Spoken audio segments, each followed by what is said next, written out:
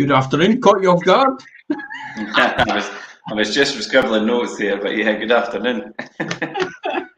How are you? I'm good. What about you? Absolutely fantastic. Well, it's not fantastic outside, is it? But I remember No. it's all up here. It's all up here at the end of the day. I keep telling myself liquid sunshine when it's raining, and it conditions your mind to think positively about the situation.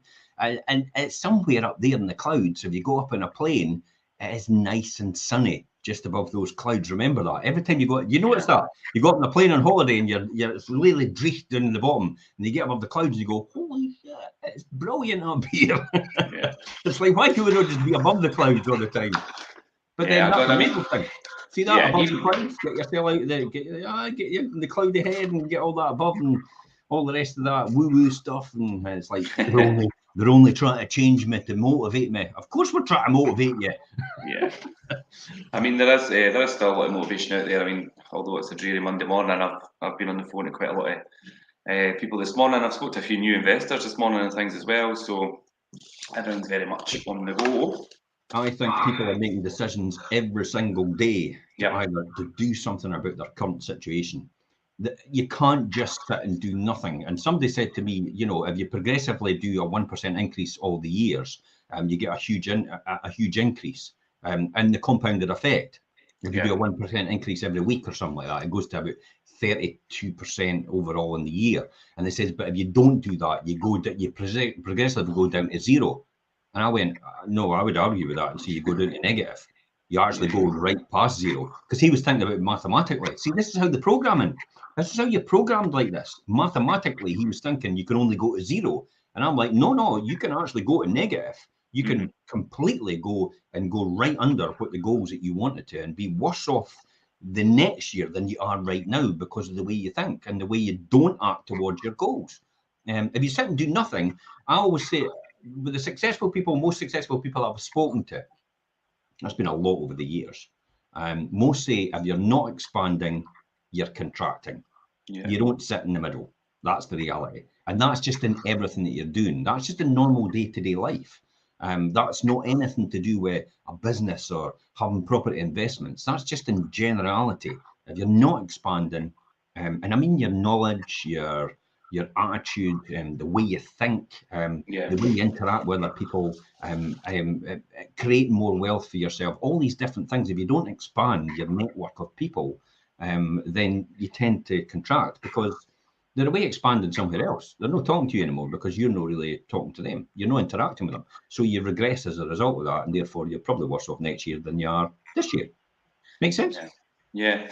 I think a lot of people are obviously reconsidering their current situation and looking how they could change and adapt to the current climate and the way things are. Everybody's having a wee bit of a better look at themselves and their current situation. So, well, we talked about the weekend yesterday about the property market crash of 2022 yesterday. Yeah, I've seen that. And the 3 reasons why it won't be the same as 2008, and the 4 reasons why landlords and investors will continue to buy as a result of that. That's why. And Sterling actually says it perfectly well. This guy is amazing, Sterling. He's got the voice. The voice is absolutely fantastic. If you're not expanding, you're contracting. True, there's no middle ground. We need to keep growing. Thanks very much for Sterling. Yeah, thanks for that. So, what's this? What is this all about? Well, why are we doing the Wealth Creation Show? Well, ultimately we're trying to educate people. I mean, we hear that a lot. And it's completely flawed about the whole thing. About they'd love to go into property, but they don't know why I'm there. They'd love to go into property, but not anymore. If you get into property these days, the question is not of luck. It's a question of learning. That's the most important point. It's a question of learning. Yeah. I mean, there's no real need to win the lottery or come into some money or inherit property. Instead, it's simply about really learning about easily accessible strategies that make investing in property without an extra penny in your pocket possible for that. And that's why we say it's easily accessible. And we actually really mean it, because this is what we teach all the time. anyone interested in investing in property is welcome to, you know, interact with these shows and to ask questions on these shows as well. You're also welcome to interact on our personal Zoom, our private Zoom session. And the link are in these details to Richard if you want to be a part of that private Zoom session. We're not selling you anything. I'm not asking you to drink my Kool-Aid or anything like that. That's not what we're doing. You don't need to listen to a word that we actually say. In fact, you don't even need to watch this, to be honest. And some of you might go, yeah, you're absolutely right. Switch off right now. Fine. Bye. Hopefully, your life will move on and you'll expand and you'll be wealthier next year in all the generalities, not just money itself. But I tell you what, you might just listen and you might just learn something that you might think, wow, I could do that right now. And that will just push me a wee bit further forward and elevate me a wee bit higher for next year or the coming months. These sessions are purposely designed for property newbies and novices as well. You don't need to have, you don't need to bring absolute, you can actually bring absolute zero existing property or finance knowledge to the table when we talk about this. So you don't need to be the all-encompassing expert. Don't feel intimidated by me because I've been in this for 30 years. What I'm trying to do is I'm trying to impart my knowledge to other people so they'll learn what I've learned, so they'll have a bit of prosperity in their life as well. That's really what it's down to, and building maybe your own investment portfolio and whatever you need to do out of that. You know, does that make sense for Richard, for you? Yeah, I think these shows are very much a choice if you want to obviously take part and watch them. And it's all about building knowledge and learning together, and sharing ideas and sharing each other's experiences and journeys, I think, especially our private Zoom, which we've got happening in the last Thursday every month. And we have investors who we've helped and investors who are new coming on and sharing their stories and sharing their successes with others, and kind of keeping the momentum going for people that are maybe starting out and maybe feel a wee bit lost in things. It's a brilliant platform to come on and do that. I find it quite for this. This is a classic, right? And I'll just see if I can.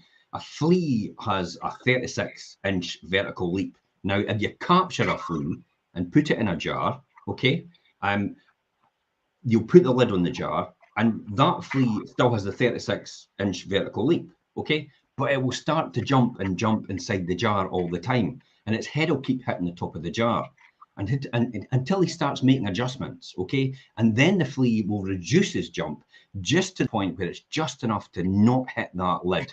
Okay, now he gets knocked back down every single time, and it's funny.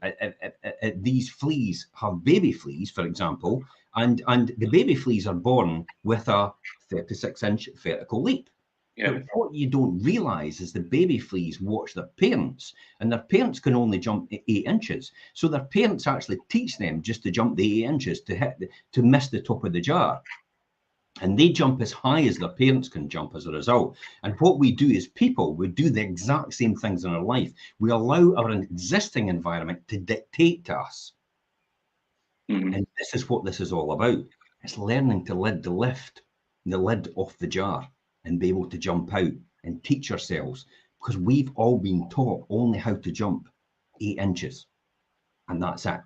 Unless you're lucky enough, which is very few and far between, to have that parent or that mentor that actually taught you how to leap out of that jar and how to leap to your true potential. And we're all born the same: 2 arms, 2 ears, 2 eyes, in its real sense. So what makes them fundamentally different? And it's down to here. And we're going to talk about the fear. Let's talk about a couple of things in the news so far. Richard, what's happening so far in the news in terms of property investment? Anything? Few things in the news I picked up on. Changes, obviously, at capital gains tax. They've implemented the changes on the days to report and pay your capital gains. Now, originally 30 days. That's now been extended to 60 days. So for those of you that aren't familiar with capital gains tax, it's tax on any profit that you make on a buy-to-let or a second home sale. Yeah. And rates are usually between around about 18, 20, 28%, depending on what bracket you fall into. I've just been nailed with that right now, because obviously I've sold some of my ones in my existing name to my limited company. Now, the reason I've done that is because I keep the asset, but I alleviate the capital gains position, and I still earn income out of it. So I don't chop down the tree that bears the fruit. It's more tax efficient for me to move it to another vehicle to make it easier for tax planning in the future and easier for generational wealth to pass it on. So that's the reason I'm starting to move my portfolio out of my own name. Because when we built our portfolios in the beginning, you know, at the very beginning, it was all in your own name because the taxation advantages were there. But the government's completely taken them all away now. It makes more sense to actually have it in a limited company as a more or less a wrapper in terms of what you're doing. Okay. Hi, Roy. How are you? This takes me to this bit. I'm going to talk about this bit here, Richard. I'm going to share my screen now because Darren Price had actually asked me about capital gains, because I keep saying to people, listen, capital gains is it's an important thing, but you have to listen here. Okay. About deferred taxation. So this is my point is, and I'll just stop sharing it. I'll take it off the now. I'll stop sharing that now. My point is, a lot of people are out there still saying this thing about, you know, how they've made money, how they've made profit out of what they've done. So they've bought a property for a certain value, they've refurbed it, and then they've refinanced it at a higher value, okay? And then they've taken more money out than they've actually invested in the first place. And they're saying, I've made a fortune and I've got all my money back, I've got an infinite return, and I never need to worry now. And I'm going, well, what about your deferred taxation liability for capital gains? And they're like, what? What are you talking about? I went, well, you could end up with a deferred taxation liability, could leave you exposed if you need to get rid of that property quick. So this is for your benefit. I'm going to do this. This is one of the properties I've bought and I still have today, and I'll talk you through it, why it's not possible, and I've got a deferred taxation liability, and why I lose as a result of it. So quickly, let's go through some numbers. So this is 144 Taylor Street. I bought that for £16,000 in the year 2000. So year 2000, I bought it for £16,000. Okay, make sense? Yeah. Now, I got that went in the credit crunch, and that went up to a valuation of, guess what? About £60,000.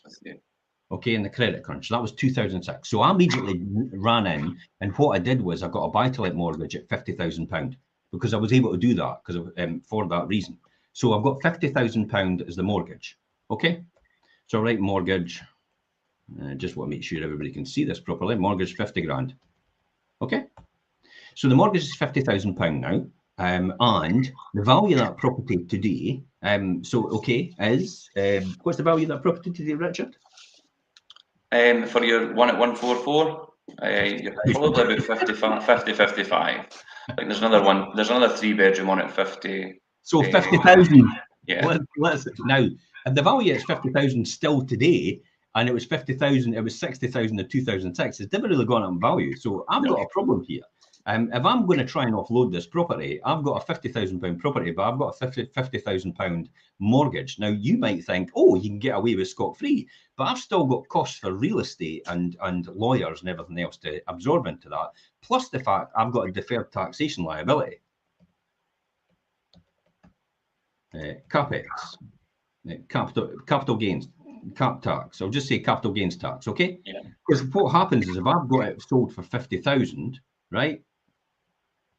And I originally bought it for 16,000, and I take one from the other, I've got a capital gain there of 34,000. Now I've got a £12,500 allowance, okay? But then if I still take that off for my allowance, I've still got 21,000. Now I'm a higher rate taxpayer, so I'm paying 28. So multiply that by that, and then we're sitting at a £6,000 allowance. So I've just sold my house for £50,000, okay? I've got incidentals, which is probably about £2,000 for the lawyer's fees and the staging fees, maybe 2,000 or 3,000. So I've got I've got 3,000 for that, just say, and then I've got that taxation liability to pay on that 50,000 as well. So I've got 50,000. I'm minus the £3,000 costs. I'm minus also my taxation. Okay, minus that. So I've got £40,000 in my hand. But remember, my mortgage, excuse my spelling, my mortgage is 50 grand. So I've got to pay the bank £9,000. So I've just had this is what I talk about, the deferred taxation liability. So you know, Darren, thanks for asking the question, and anybody out there. So when you're going to start the journey and you're going to remortgage, go through these numbers and actually just make sure that that is going to work out for you if you start to remortgage as a result of that. And so hopefully, if you slow that down, I mean, if you're not very sure about that, I can go over that again and again and again until repetition's the mother of all skill and everything like that. But we've got a show to run. But the deferred taxation liability is there. Now, I'll hear most of you saying, I'm never going to sell. Well, I maybe thought that as well, but there is times which you don't know in the future. Like, for example, you might lose your job. You might lose. I was just going to say that, Jim. What kind of situations would bring you to that? You might have children. You might have to upgrade your house to a bigger house, and then might have to sell that to get the equity out. You might have an encumbrant debt on you that actually is an encumbrant debt on you. Then maybe you go for something else, and they go, but you've got a buy-to-let mortgage because their rules might have changed in the future for credit scoring. And then you're sitting, oh no, I've got that now, but I can't get rid of it because I've mortgaged it up so much to the hilt that I actually can't offload it now, and I would have to pay money back to get it, and I don't have £9,000 to pay back. Yeah. Hence the reason why I talk about that all the time. Now, everybody says to me, why on earth have you still got that property then? And I'll tell you why. How much is that rent for that property, Richard? I think we're doing it about 500 now. So we'll just say 400 for the last 20 years. I think it's about 475, 500 just now. Yeah, so we've got 400 for the last 20 years plus 400 times 12 is that per year, 20 years plus that multiplied by that. I've made £96,000 in rent out of that. Now the mortgage, admittedly, for me is about £200 a month. So the mortgage for me is £200 a month. So basically, I've still made a profit before overheads of about £50,000 on that property. I bought for £16,000. Yeah. Do you not think that was a great deal? It was. Yeah. and I've still got it. And it still earns money. So that's exactly why I've still got it, because it makes sense. And that mortgage actually runs to 2032, because I didn't say, oh, go and run it just for 10 years, because that's what I'm expecting. I went, how many years can you give me? And they went, I can give you, 30 years if you want. And I go, yeah, beauty, give me that. Because I could pay this off anytime I want, really. But I'm getting really cheap lending still at that rate. So it would make absolute sense for me to actually just continue to have that property and earn money out of it regardless. But it doesn't, what it doesn't do at this point in time, it doesn't allow me to sell it to my company, my limited company. So I've still got that in my name and it still has interest. Therefore, the tax rules apply to lower rate deduction only on interest, mortgage interest payments. Now, what's going to happen in the future is people in their own name are going to have that taken away. I definitely think in the future that mortgage interest deduction at lower rate will disappear for single owners, sole investors. It will stay for limited companies, but it won't stay for individuals. So what are you going to do if you've got it in your name in the future and that happens as well? So this is why you have to be concerned and make sure that you're still okay and you can see an encumbrant deferred taxation liability built in there and make sure you're still in that position to do something with it. Yeah. This is actually quite a good one here. Brian actually says, how do you deal with inheritance tax? Standard inheritance tax rate of 40%. It's only charged in the part of your estate. Threshold, example, your estate. Yep, absolutely. It's generational wealth that gets put into trust. Hence the reason why I've moved it into a limited company, because that'll be passed on in a trust, which will pass on. And that is not part of your estate when you do that. And so that's how I'll do that, Brian. Wee bit more complicated than what I've just said, but it's pretty straightforward. Every single wealthy person does that. That's why they're able to do it, and you don't have huge tax bills for inheritance tax. Not fair, really. Not fair, really, to be honest. But that's the way of the world, and that's how it works. Yeah. Also, so you included obviously selling fees, solicitor fees, and things. Could these costs be deductible? That's what I was just going to say. Just so people know, obviously, the cost of your solicitor and selling fee, so that will reduce the amount that you pay. Deductible. That's why I say to people, I maybe just want to sell it privately because it'll save myself money. But if you're a higher rate payer and you're maybe paying £2,000 to sell your property, then you're actually only really you're only really spending about 1,200 quid because you're a high rate payer at 40%. Therefore, you're getting the tax deduction against the capital gain. Yeah. That makes sense. So you're not paying as much as you think it is because it's deductible against your income. It's coming in. So that's another big bonus out of that as well. Okay, let's anything else in the news, Richard? Because I thought I'd cover that while you were on capital gains. Yeah, no, I think that's really helpful, and that will help a lot of people because capital gains isn't always straightforward in everybody's mind. So that was good. Yeah, other things. The Queen's speech last week. The Queen's speech last week. It brought up a few things that I've seen a lot of articles and people talking about online. With the reform on the renters bill. And this would have an effect on the no-faults evictions. Now, Section 21 evictions have been talked about being scrapped for a long time. Now, remember that's in the English market. I was just going to say that is English law. But we have that already. Yes.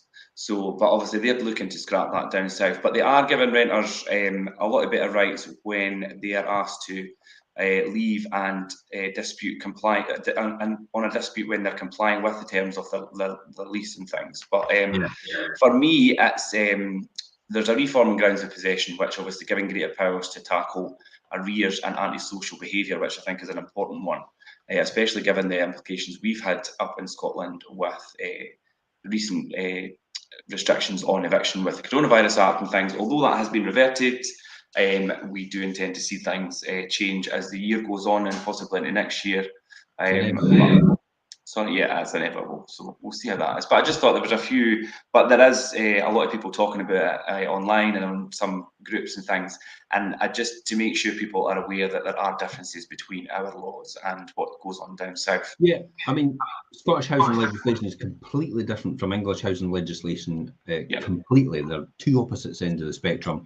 They do look on the Scottish legislation quite envious because the solicitors, especially, because it's pretty straightforward. But our legislation is all based on Roman law, from years and years back, common law principles and stuff like that as well, which doesn't exist in English legislation, which I thought was quite weird. But at some point, we were actually two separate nations, and that's why that was the case, and that's why that was set in stone. EPC targets, what's happening with that? There's talk of them extending this. We covered this a wee bit on Saturday morning, Jim. I didn't want to talk about it too much, just obviously the takeaway for this. But, well, people can watch Saturday morning. That's it, really. In a nutshell, briefly. In a nutshell, 30 seconds. Briefly, the main point is that they're looking to extend the date where you need to obviously have new lets up to an EPC grading C from 2025. They're pushing that forward, I think, to 2026, giving landlords an extra year, which I think is good. And that will be obviously for the minimal banding on new lets to be at a band C. And then existing lets will still remain at an upgrade date of 2028 for a level C. Listen, anybody out there, to be honest, if you're selling, I'm buying. That's what it comes to. If you're selling, I'm buying. That's it. I understand the dynamics. I understand the long-term principles of property investment. There is not another investment vehicle that performs as well over the medium to long term. Nothing can touch it. Every single person you know is super wealthy, always has a huge amount of investment. Most of their investment is actually in property. I actually saw a guy the other day, he was on, he's extremely successful at what he does. He says, look, you know, I invest possibly around about 10% of my money in various different strategies. At the very most, he says, I put it in. But he says, see, when it comes to property, it goes all in completely. He says there is no doubt about that because property always goes up with inflation or way beyond inflation over the medium to long term in terms of returns. I mean, even in the Fife market itself, you know, inflation's gone up maybe 8%, but in the last year, the Fife properties have gone up 15.8%. Yeah. No brainer, eh? Let's go on to F.E.A.R. This is what drives it. This is where we're coming full circle, isn't it? About the F.E.A.R. thing. And the flea story. Remember talking about the flea story and how everybody round about you. I went for a wee breath of fresh air this morning with Ian, and I was, you know, we were talking, and I was like, I was getting real agitated about the whole thing when I started talking about how this is and how the media is compounding this and how they're deliberately trying to engineer this to actually almost have a crash in the market. But there is no similarities. If you look at yesterday's show that Perry and I did about the 3 reasons why it won't be the same, nowhere near the same, one of them straight away is maybe the multiplier, in other words, the salary to average price is 8 times to 9 times. It is only 6 and 5, by the way. But at that time when the multiplier was 8 times your average salary, and that's when it crashed, that's because people couldn't afford it anymore to buy more property. Prices couldn't go up any higher, so there had to be a realignment.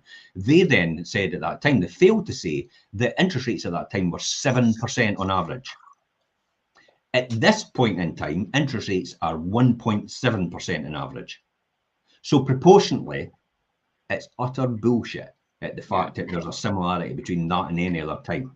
That's really what it comes down to. And this is what I talk about fear. Take everything with a pinch of salt that you hear. There's loads of doom and gloom mongers on the internet right now, peddling this story every single time. But every time you hear something like that, all you need to do is, well, what's your thinking behind that?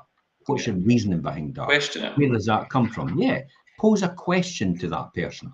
Ask them politely, what's your thinking behind that? What makes you think like that? But what you find most of the time is they're just regurgitating what they've heard from someone else, who's regurgitating what they've heard from someone else, who's regurgitating what they've heard from someone else. And that someone else just so happens his or her agenda is to crash the market to make money. Yeah. And that's why they do it. They're influencers. So they influence other people to do their bidding in order to maximize their potential to earn revenue from a crash. Because you can bet against the market on some platforms and actually benefit as a result of it. Yeah. It's just like your, you know, your Betfred and stuff like that, where people bet against each other. The house always gets their money, regardless, come hell or high water. But someone wins, someone loses, and that's really what happens fundamentally. You know, a politician I know very, very well. He says, you know, it's all very well, Jim, you're winning, but somebody's got to lose for you to win. As if it can make me feel guilty about it. Oh, thanks for that. but the reality is, you can't put yourself in a position where everybody can win. He just doesn't get that. He's just a black or white person, and I am as well. But I've now begun to condition my mind to realise that everybody can win in every situation by the teachings of being taught by people like Rich Dad Poor Dad, Keith Cunningham, and Kiyosaki as well. So that's the teachings I've been told, that, you know, and understand that dynamics completely. But what is fear fundamentally? I mean, we encounter a threat to our emotional or physical well-being. There's the emotional thing that everybody's saying. Yeah. It triggers a psychological flight or fight or freeze response. Some people freeze and do nothing. They're just like, oh, I'm not really sure. I'll just do nothing then. And to be honest, it's designed for survival. Without the fear response, you'd leave yourself wide open to danger, caveman days, you know, these sort of things. It's like, well, there's a T-Rex. Well, I'll just do nothing. It's like, well, and it just eats you. Yeah, in the modern world, our bodies respond to fear in many situations in which we face no physical threat. There's nothing physical about it at all.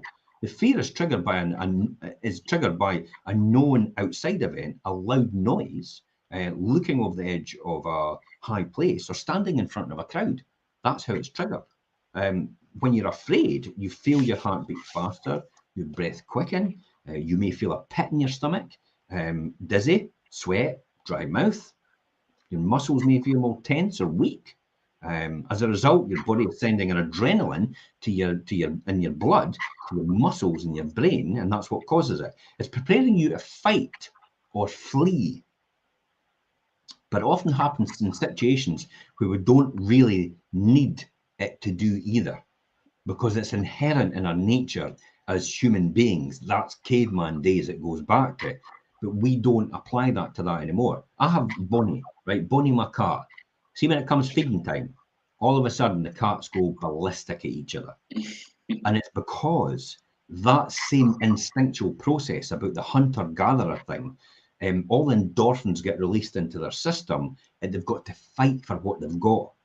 And they don't realise, well, they are sentient beings, I suppose, but they don't realise on our level about how the fact that that's doing that deliberately to them to protect them and to make them get their food. When in actual fact, if they just stood there, the food would be put in front of them. It's going to be there regardless, but they don't realise. You understand the flight or fight now, how I see it in human beings.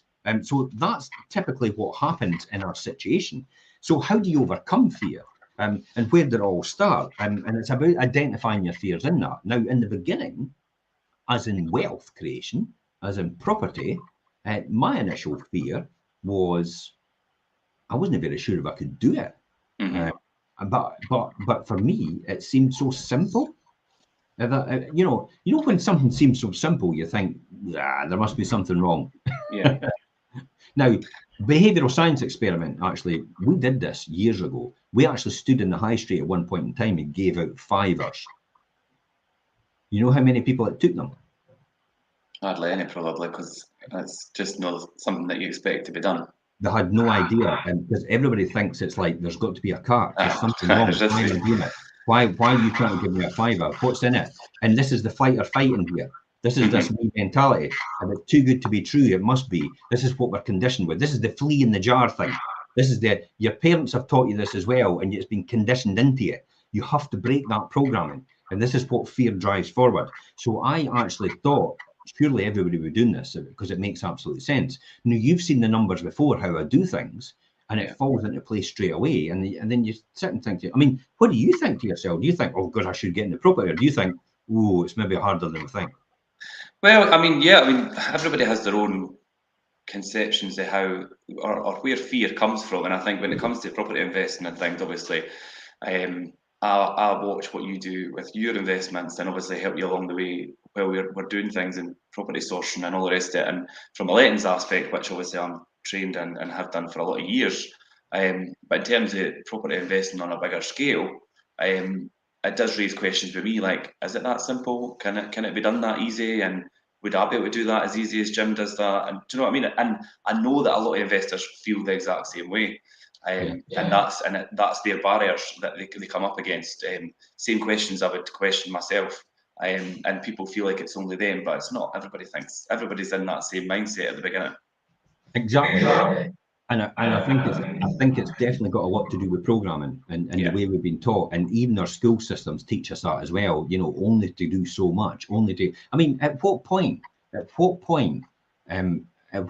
you know when you say you get a good job? Like, I'll get a good job, but I think being good is in direct contrast to actually it's the enemy of being better or greater. And the fact is, when people say, oh, get a good job, I mean, how much will it take for anybody to actually just compromise on their dreams? You know, when you start out, first of all, you think to yourself, I'm almost talking you at your job, by the way. You get the end of this saying, I'm giving my notice. It's like, but when you think about that, now, I'm not saying that. What I'm not saying is run and give up your job. What I'm saying is, what I did was I worked in something I really loved in industry, manufacturing and accounting, and I really loved that. And when I became bored in that job, I then moved on to another company, which actually gave me more learning opportunities, if that made sense. So I just upgraded constantly all the time. So over the 8 years I was in industry, I went from trainee accountant to financial director within that period. And that was me, that was my life, and that's how I did it. But at the same time as I built my investment portfolio outside of that to create my lifestyle. So the living was day to day was created by my job, which I loved. And I would love to go back to manufacturing. You know that. I sat and quizzed somebody the other day. We were at the Bow House, you know, the market.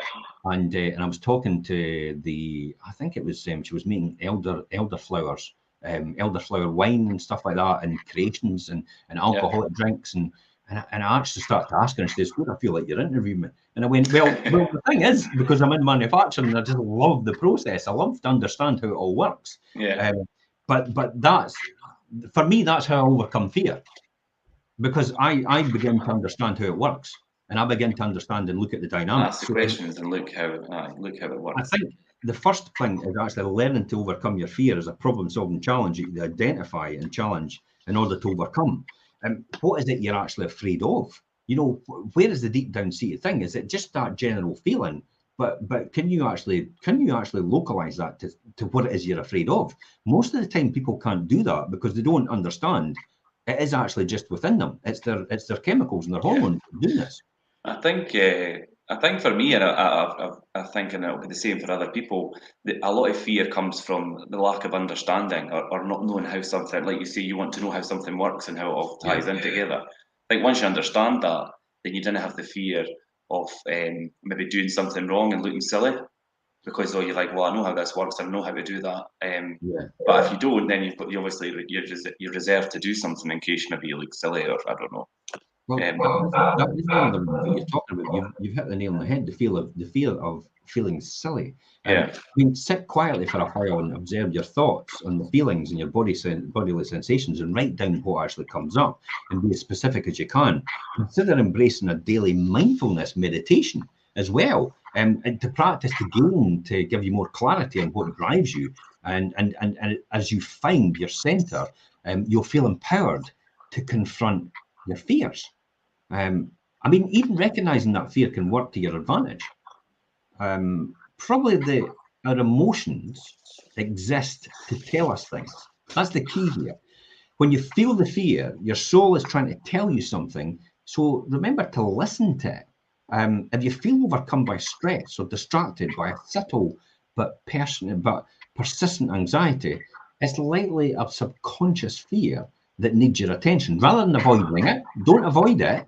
You know, you do get that, don't you? You get a lot of people that just avoid it and they just like bury it deep down. Bury that. I just got That's to say not that. healthy. That's not healthy, by the way. It's not. I've done it many a time when I've been there, and it comes out even worse later on. Yeah. It's like a volcano, boom! It all comes out at once. So don't drill it down. Discuss it with someone, even if it means discussing it with us personally. Private message us back and forward. More than happy to talk that through with you.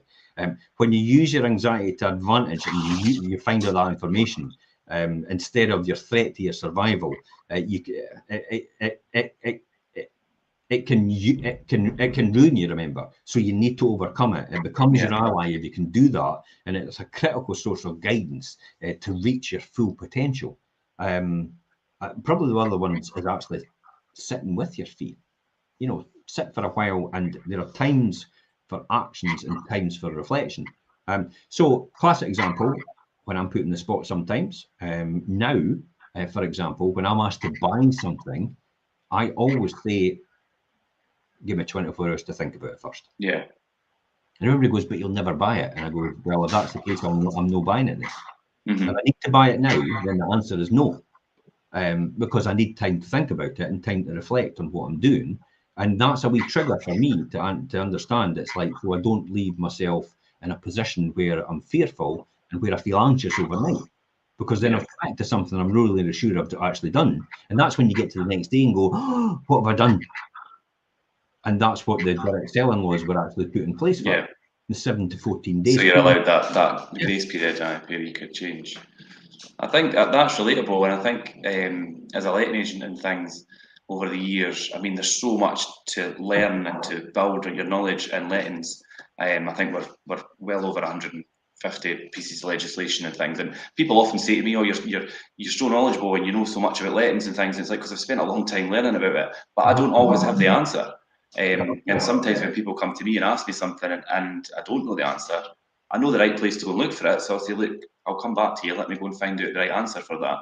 And it's just, if you're put on the spot, knowing the right answer to say at that time, and then to come back, and not to just then get in a fluster and think, God, I don't know the answer to that, and let the fear overtake you. Because I think knowledge is a good part of obviously building confidence, and then with confidence, then you lose that fear.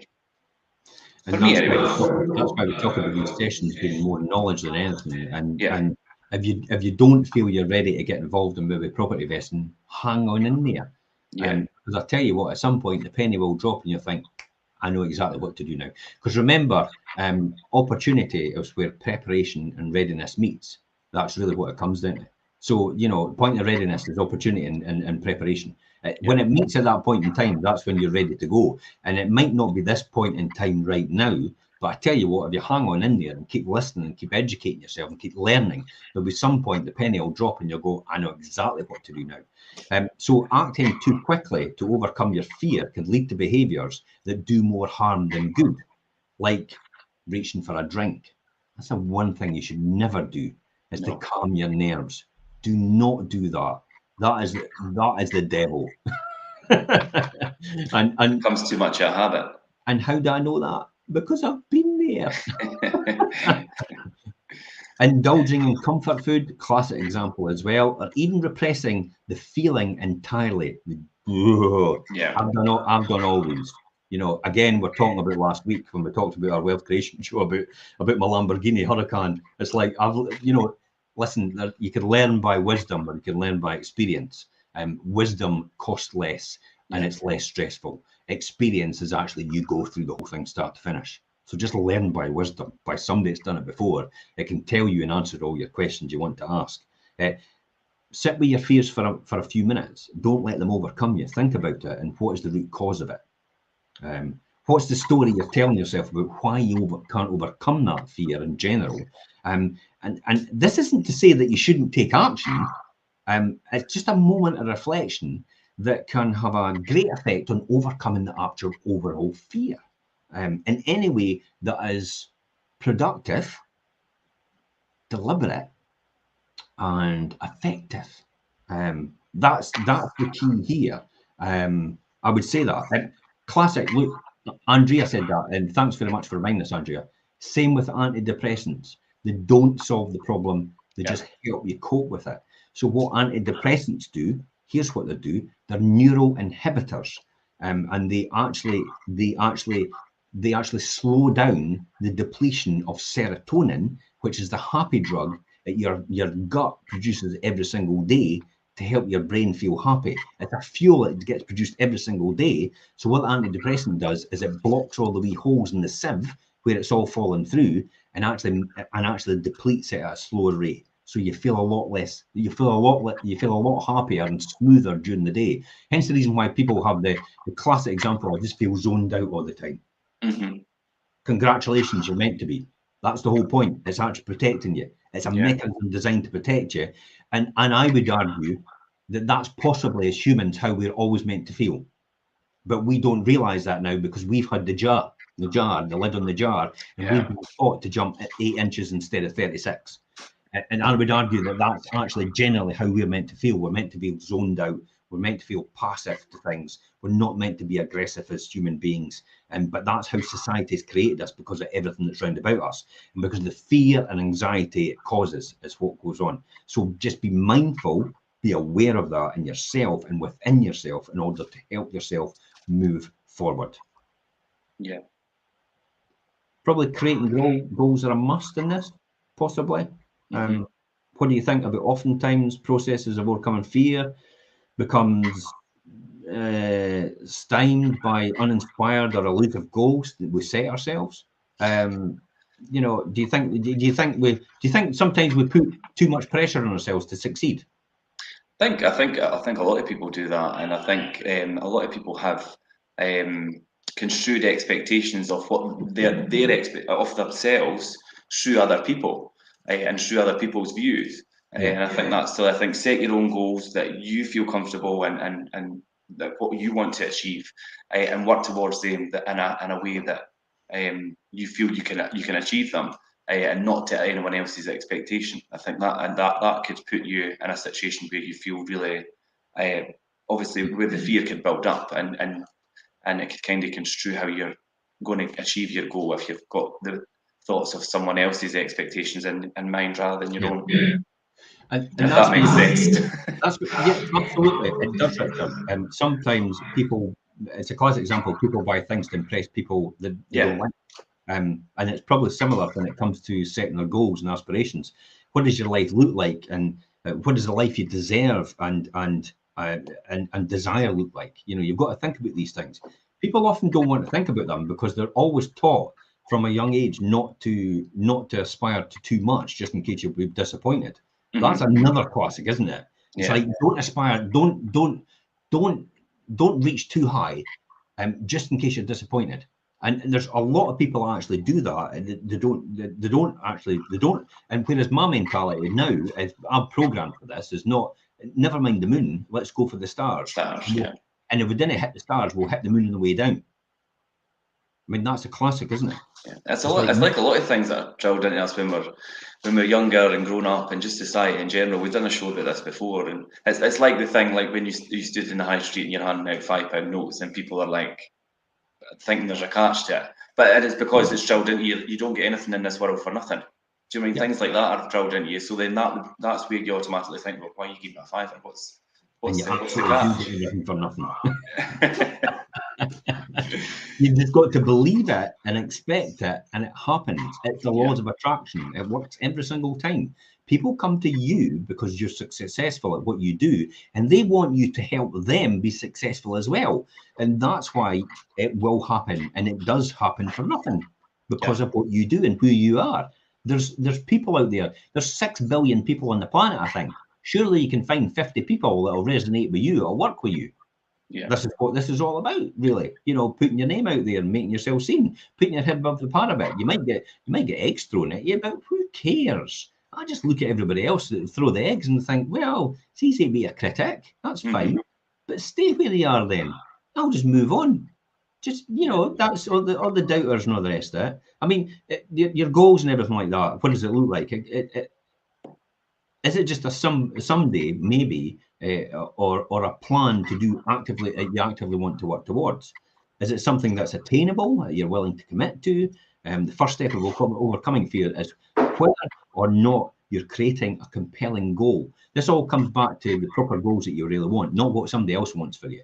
Because most of us want to please our parents, don't we? And that's really what we're designed to do. So a lot of people out there, and I'll guarantee you, because I was one of them, they're in jobs to please their parents. Yeah, that is a common thing. Yeah, the doctors, that's familiar. most of the people I know in the Asian community were almost destined to become doctors because that's what their parents wanted. That's what the expectation was. Yeah. Because it's like, and I know a few people like that on my courses and stuff like that, and talk about these stories. It's like, no. I want to be, you know, a Chinese girl she wanted to be a comedian, a manga, you know, the artist and all the rest of it. She wanted to do that. She wanted to do everything. No, you don't want to be that. You want to be a doctor.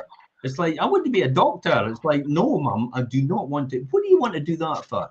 And it's that whole mentality of, you know, almost having to disappoint your parents. But unfortunately, guess what? They're no with you all the time. So you have to do what's right for you. So it is overcoming your fear. Make sure you've got a goal, and it must be a must. Conversely, if you don't accomplish this, you'll be lost. You know, that's the reality. Yeah, and this is what I talk about. A lot of people are lost in translation. I kind of use that as a, you know, they're just lost in space, more or less. They're not really sure what to do, where to go, and how to do it. So dig deeper into your goal. And what is your ideal outcome? Is it financial growth? Set some of these targets. Don't be disappointed if you don't need them, if you don't meet them. Just refocus and redo them for the next year and redo them for the next year. You know, you've seen it before. I did it last year. It's like, I'll maybe get 8 properties this year. Now, what the hell am I playing at? It's like, what do you mean 8? If I was going for 8, I would end up buying about 4 and be happy with that. It's like, no. I'm wanting 50 last year and end up buying 17. But hey ho, I got 17 more than I didn't expect. Yeah. And I'm on my road, and you know how that compounds in wealth over a long period of time, and it produces income every single month as well as a result of that. Which actually last week's show demonstrated that. Which actually gets reinvested every single time. So that's the one. Now, here's a key here, which I would tell you: recognize your excuses. Fear always makes you put things off. I'm really tired. I've got other stuff to do. Oh, it's a dumb idea anyway. These are excuses that probably sound quite familiar, don't they? I think everybody in their times probably used excuses similar to that. I've said it out loud and said it to myself before. It's like, oh, I've not got enough energy. Well, I have. Because I tell you, at the time that you've not got enough energy, tell yourself, if you've got children, if a building was burning down and your children were in that building right now and you had to save their life, would you have the energy to do it? Of course you would. Yes. So where did you find that energy if you didn't have enough energy right now at this point in time?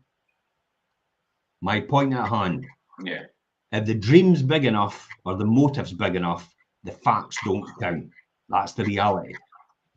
So you've probably said yourself out loud, and you've cohorted with constructing excuses for potential failure and the loser's limp. It's like, oh, I've got a hamstring. The boys that used to pull up at the end, you know, before the finish line in the 100 meters and hold their hamstring right in front of the camera. Oh, he's pulled his hamstring. Most of them hadn't pulled their hamstring at all. They just didn't want to be set in place. So they made an excuse that they hurt themselves. so everybody would see that, so they would actually feel better about themselves. They were only second place. What's wrong with being second? I know. It's a lot better than being third. It's a lot better than being fourth, and it's a lot better than being last. Yeah. Don't be upset with that. You've achieved something as a result of that. It's amazing. The Olympians. It's like, you know, one of the guys in the Olympics came away and said, "I've got a silver medal," and threw it away in the ground. I'm like, Really? holy shit! Aye. It's like, oh my god, right in front of everybody. Threw it on the ground, disappointed, and right in front of the camera, I said, "I can't believe that," and just threw it away. And I thought, you are that clearly not the right sportsmanship. No. For example, clearly not the right mindset. But when you think about it, he's the second best person in the world in that sport. Yeah. Wow, would that not be something to be proud about? But that's because he's pushed himself to the limit, to perfection, and expected to win every single time, but never actually thought about how would I feel if I came second. Yeah. Never prepared himself for maybe becoming second, and mentally prepared to accept his achievement at silver rather than just gold. Now, can you just reiterate and reframe what you just said there? Never prepared himself. He doesn't need to prepare himself. He just needs to realise that sometimes he might have to accept the fact that he might not be as good on the day as the other person. Yeah. You can't always guarantee that. And that's the same thing in everything you do, even in property investment. Sometimes you just not get there. Look at the one I just lost because of one day, and I thought I didn't want to pay 3,000 extra. Yeah. The next day I did say I want to pay 3,000 extra, and somebody else paid 10,000 extra. Yeah. I should have just paid the 3,000 Should extra. have just done it in the first place. You idiot! See how I just told myself that? Yeah. You don't do that to yourself either, by the way, because you just call yourself an idiot and then it reinforces it. So that's no the things you do to yourself. It's, you know, so again, I'm learning all the time. Remember that. So recognize you're using excuses. Here we go. This is all the things that we just talked about the other now between you and I, back and forward.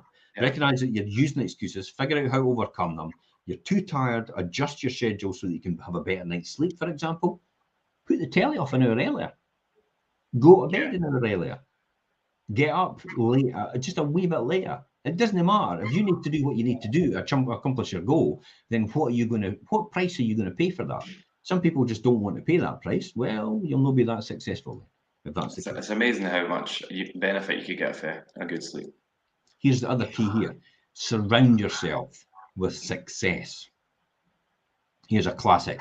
Andrea said it. Successful people often expect their offspring to be just as successful, but that can lead to children becoming anxious and depressed. However, that's because they put the expectation on them rather than just say, do your best. Yeah. So you know what I used to say every single time my kids went away to school? Have a great day and do your best. That's it. Never said work hard, because work hard is a different connotation. Work hard implies they're trading time for money. That programs them to that way. I always said, have fun and do as best as you can.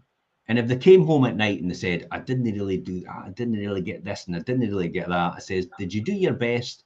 Absolutely. That's all you can ask of yourself. That's how children will not lead to depression and anxiety if you give them no real expectation from you and don't put pressure on them, but just tell them to do their best and have fun at what they do. They've got their whole life ahead of them to succeed in whatever they want to do. And I'll guarantee you, they probably didn't even know what they're going to succeed in yet at this point in time. More than likely. I wanted to be a policeman. Was I a policeman? Never. Did it disappoint me? Who cares? That's the reality. Yeah. Most people will go, that figures. Surround yourself with successful people. Proximity is power. That's really what it comes down to. They've also known the laws of attraction as well, or the idea that in essence, you become like the people you surround yourself with. So if you're watching this right now and you're listening to this right now, some of this is going to rub off on you for the next time. Whatever you hold in your mind on a consistent basis is exactly what you'll experience in life. If you've turned your shoulds into musts and recognize that all your excuses, but still aren't sure how to overcome your fear and put your goals into action, it's time to examine your focus. That's probably where it lies.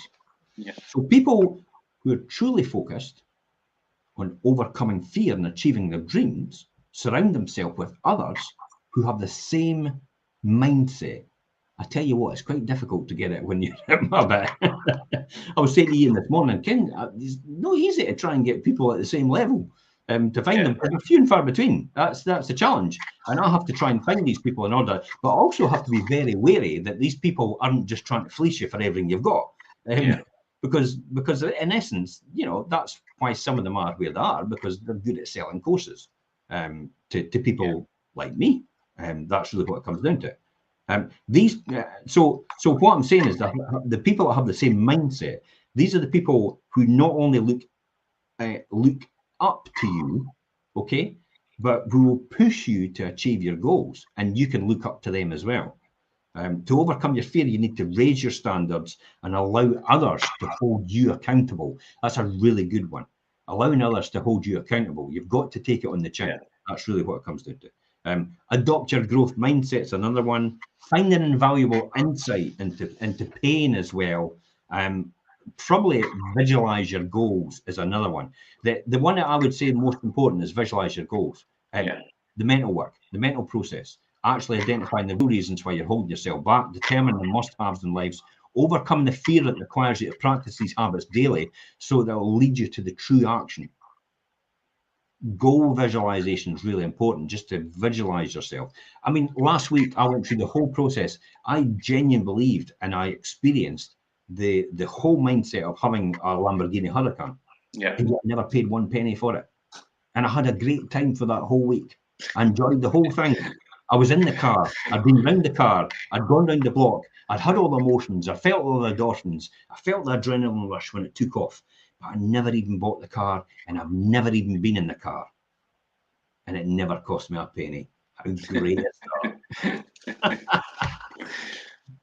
So visualization is a really good thing to focus on, and where focus goes, energy flows. That's probably key. So it can take the form of priming, meditation, imaginary training. There you go, imaginary training, same thing.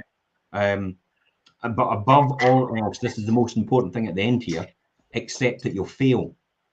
Accept that you'll fail at some point in time. You will. It's just a natural progression in what you're doing and how you're doing it. That's the number one fear that people see when they go to accomplish the goals, that they'll actually fail. They fear it straight away.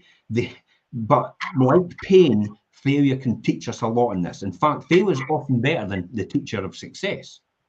If you accept from the onset that failure is an inevitable part of success, you'll be less afraid of failing, and failure can provide you with valuable learning experiences that will positively impact on you on future strategies. Everyone fails, don't they? Yeah, I think it's really important to always have that in your mind, that whatever you're doing, at some point along the way, you will come up against things and maybe feel like you failed, or maybe you will fail, and you will learn for that and build on that, and not to be fearful of it, because it's just a natural thing that will happen. It's all part of learning. In any aspect of business or whatever your endeavour may be. So. World leaders, you'll know yourself, prominent chefs, artists, scientists, doctors, they've all failed at some point in time in something. Our society shies away from talking about failure, but instead celebrates successes. This creates the false impression that to be truly successful, you can never fail, and that's entirely inaccurate. So remember, embrace the fact that at some point in time you'll fail, and you'll always win regardless. That's it. That's it. We're at the hour. We're finished. Done. I could have talked about everything. We could have gone on for ages. But that's it. We've always said it would stop at an hour, just allow it to go on just for that. So we were going to talk about some of the projects that we're working on. We'll roll on to next week again. And it's goodbye from him. Goodbye from him. You were practicing that, weren't you? Goodbye, folks. See you later, Jim.